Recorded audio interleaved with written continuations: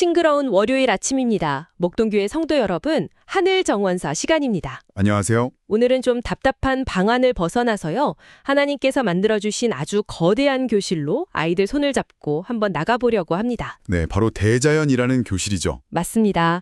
오늘 저희가 함께 깊이 들여다볼 자료는요. 세자녀 지도법 6장 천연계라는 책이라는 부분입니다. 어떻게 자연이 우리 아이들을 위한 최고의 교과서가 될 수 있는지 오늘 좀 깊이 있게 이야기 나눠보려고 해요. 네, 사실 오늘 이야기는 어쩌면 이런 질문에서 시작해야 할 것 같아요. 어떤 질문이요? 바쁜 도심 속에서 우리가 아이랑 그냥 공원 한 바퀴 쓱 도는 거, 그 산책이 과연 의미 있는 신앙교육이 될 수 있을까 하는 질문이요. 그거 정말 궁금하네요. 이 책은 그렇다고 아주 단호하게 말하는 것 같던데요? 맞습니다. 그 근거를 오늘 한번 찾아가 보려고 합니다. 시작하면서 이 논의의 방향을 잡아줄 성경 구절이 하나 있는데요. 제가 한번 읽어보겠습니다. 네, 부탁드립니다. 로마서 1장 20절 말씀입니다. 창세로부터 그의 보이지 아니하는 것들, 곧 그의 영원하신 능력과 신성이 그가 만드신 만물에 분명히 보여 알려졌나니. 만물에 하나님의 성품이 보여 알려졌다. 네, 바로 이 말씀이 오늘 이야기의 핵심입니다. 자연은 하나님께서 우리에게 주신 두 번째 교과서라는 개념이죠. 두 번째 교과서요. 성경 다음이라는 의미인가요? 정확합니다.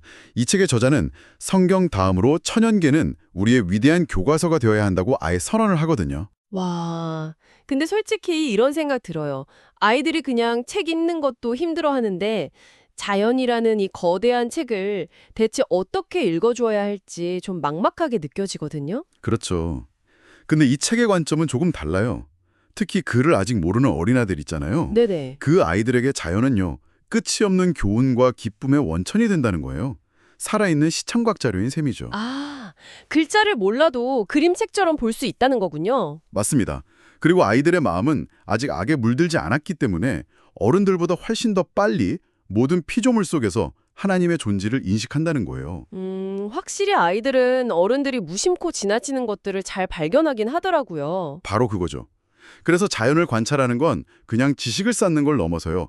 아이들의 지력을 튼튼하게 하고 더 중요하게는 영성을 발달시키는 필수 과정이라고 주장하는 겁니다. 와, 듣고 보니까 정말 놀라운 관점이네요. 그러니까 비싼 장난감이나 대단한 교구보다 길가에 핀 꽃 한 송이가 우리 아이에게는 더 큰 유익을 줄 수도 있다. 이런 말씀이시군요. 네, 교육의 본질이 거기에 있다는 거죠. 알겠습니다. 그런데 여기서 바로 현실적인 고민이 생겨요. 어떤 고민이신가요? 정말 큰맘 먹고 공원에 나가도 요즘 아이들이 밖에서조차 스마트폰만 보려고 해요.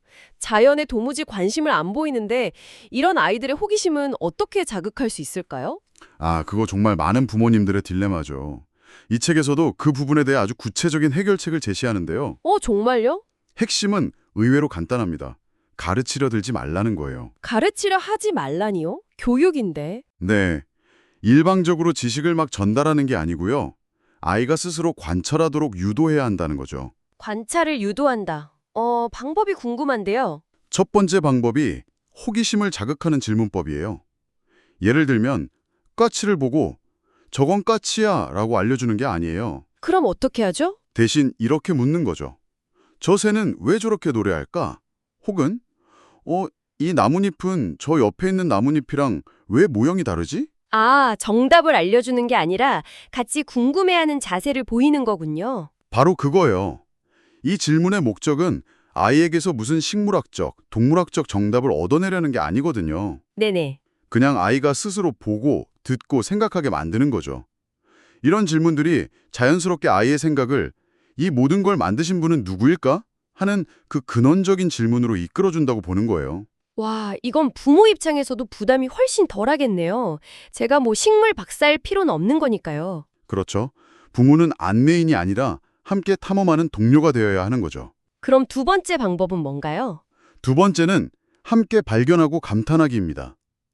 아이한테 자연을 사랑해야 해 라고 100번 말하는 것보다요. 부모가 먼저 자연의 아름다움에 진심으로 감탄하는 모습을 보여주는 게 중요하다고 말해요. 부모가 먼저요? 네. 아이 손을 잡고 예쁜 꽃을 보면서 우와, 하나님께서 정말 예쁜 색깔로 옷을 입혀주셨네 하고 감탄하는 거예요. 새소리를 들으면서 이 노랫소리 꼭 하나님을 찬양하는 것 같지 않니? 하고 속삭여주는 거죠. 이건 뭐 그냥 연기하라는 게 아니라 부모가 먼저 그 가치를 진짜로 느껴야 한다는 뜻으로 들리네요. 바로 그 점이 핵심입니다. 이게 그냥 지시나 교육이 아니고요.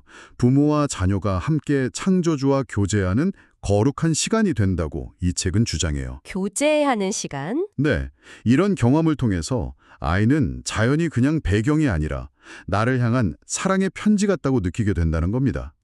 스마트폰의 일방적인 자극과는 전혀 다른 상호적이고 평화로운 교감을 경험하게 되는 거죠. 그 교감의 순간. 정말 소중하게 느껴지네요. 네, 부모님 여러분, 우리가 무심코 밟고 지나가는 그 들풀 하나에도요, 하나님의 세밀한 돌보심이 깃들어 있습니다. 네. 아이가 흙을 만지고 꽃향기를 맡고 뺨을 스치는 바람을 느끼는 그 순간 아이의 영혼은 값을 매길 수 없는 교감을 나누고 있는 것입니다. 바로 창조주 하나님과 직접 연결되고 있는 것입니다. 창조주와 직접 연결된다. 네, 이 경험이 아이의 정서와 신앙에 얼마나 깊은 뿌리를 내리게 하는지 모릅니다. 눈에 보이지 않는 하나님을 눈에 보이는 만물을 통해 신뢰하게 만드는 거죠. 이게 신앙의 가장 단단한 뿌리가 된다고 보는 겁니다. 아, 그 연결의 순간이 정말 중요하군요. 그럼 자연 속에서 조금 더 구체적인 삶의 교훈 같은 것도 배울 수 있을까요? 예를 들면 품성 교육 같은 거요. 물론입니다. 사실 그 부분이 이 교육 철학의 가장 실천적인 핵심이라고 할 수 있어요. 오, 그래요? 네, 자연의 법칙과 품성의 법칙을 아주 직접적으로 연결시키거든요. 가장 대표적인 예가 바로 텃밭 가꾸기 같은 월동이에요. 아, 씨앗 심고 식물 키우는 거요? 맞아요. 아이가 직접 흙에 씨앗을 심고 물을 주고 싹이 트길 기다리고 그 자라는 과정을 지켜보는 모든 게 그 자체로 살아있는 품성 교육이라는 겁니다. 어떤 점에서 그렇죠? 예를 들어 그 과정을 통해서 아이는 인내를 배워요. 씨앗이라는 게 매일 들여다본다고 하루아침에 쑥 크는 게 아니잖아요. 정말 그러네요.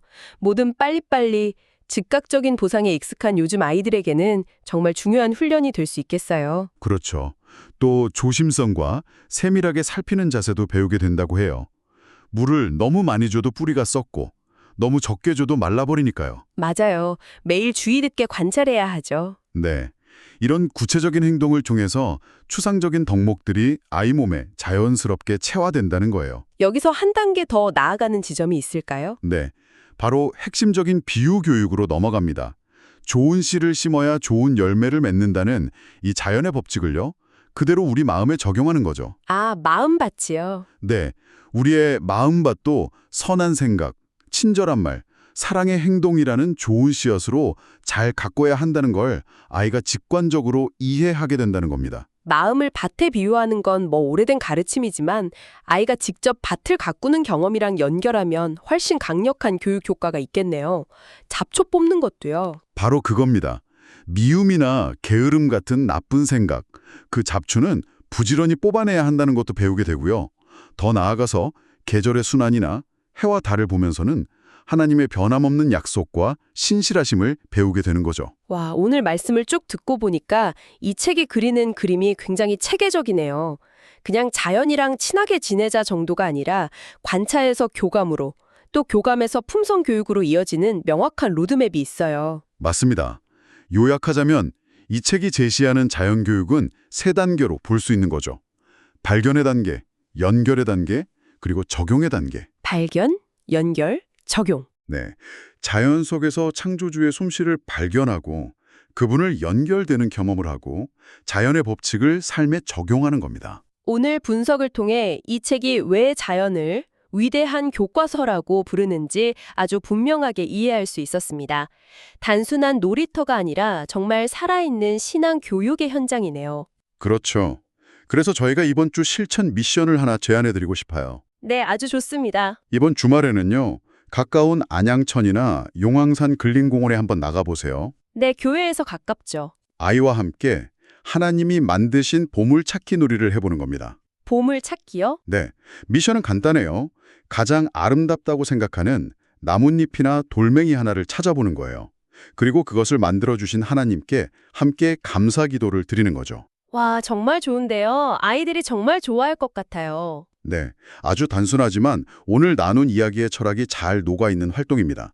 그럼 마지막으로 오늘 나눈 이야기를 바탕으로 여러분이 한번 깊이 생각해 볼 거리를 던져드리면서 마무리할까 합니다. 네. 방금 제안해 드린 것처럼 아이와 함께 가장 마음에 드는 나뭇잎 하나를 찾았다고 상상해 보세요. 그리고 그 작은 나뭇잎 하나를 가만히 들여다보는 겁니다.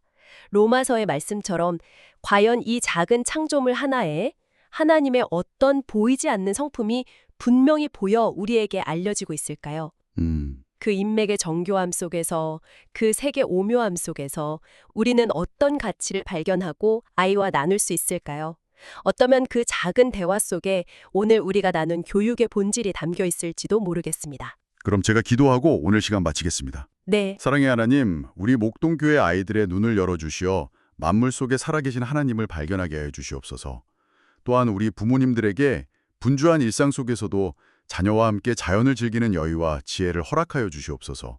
예수님의 이름으로 기도드립니다. 아멘.